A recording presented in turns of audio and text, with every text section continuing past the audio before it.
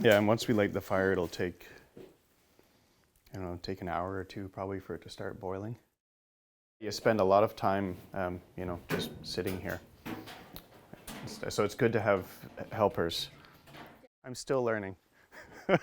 So I started with, I started by going to my neighbor's, who's a cousin just up the street, and I would, drink and watch them make syrup. So that's how it started. And then I thought, well, I'll get some buckets. So then you buy, 10 or 20 buckets, and then you add to that the next year, and you add to that the following year. So then now it's 100 taps, and then you decide to get a sugar shack and an evaporator, and it sort of snowballs from there, which I think happens to most people that get into syrup. This is when we get all our exercise. We moved up here, and our parents are actually friends with Will. So now, to start maple syrup, you need the trees to run. And to run, you get the sap. And to get the sap, you need buckets. So most of the time, it's just come up here on the weekends, collect the buckets, and wait till we have enough to boil. I put the buckets out probably just a couple weeks ago. So I know it was running earlier in February, and some people would have started then, but I don't think we've missed much this season. It seems to be running a little late. So the buckets went out a couple weeks ago, and then you just go and check them whenever you think the weather's right. So yeah, each night go and empty the buckets, put them in there. There's a larger, 1,000-liter tote behind the sugar shack. I keep it in the shade and in the snow to keep it cool.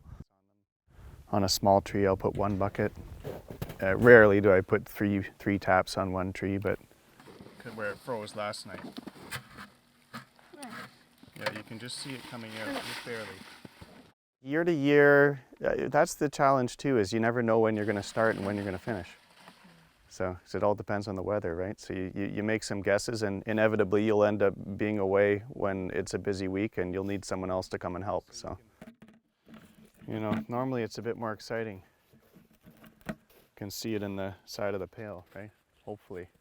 But today it's that kind of day today, which, half the time that's what it is. From the tree.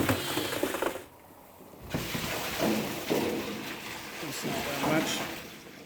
Here is pre-warming the sap and boiling it down a bit at the same time, and then in this section you start to get your finished product. It's not anywhere near, maybe not even halfway there yet, obviously, but what you'll see is it gets a bit darker as it makes its way to the final finishing compartment here. These are all open, it's just gravity, and then you drain from this side here into a coffee pot basically with a filter. I'll make at least 60 liters so about 120 bottles of the half-liter bottles. Yeah, it's surprisingly simple, but the boredom is what gets you. The minute you lose focus and you go in and take a break is when it boils over on you and creates a mess or something. So paying attention in the critical final few moments is what seems to be important.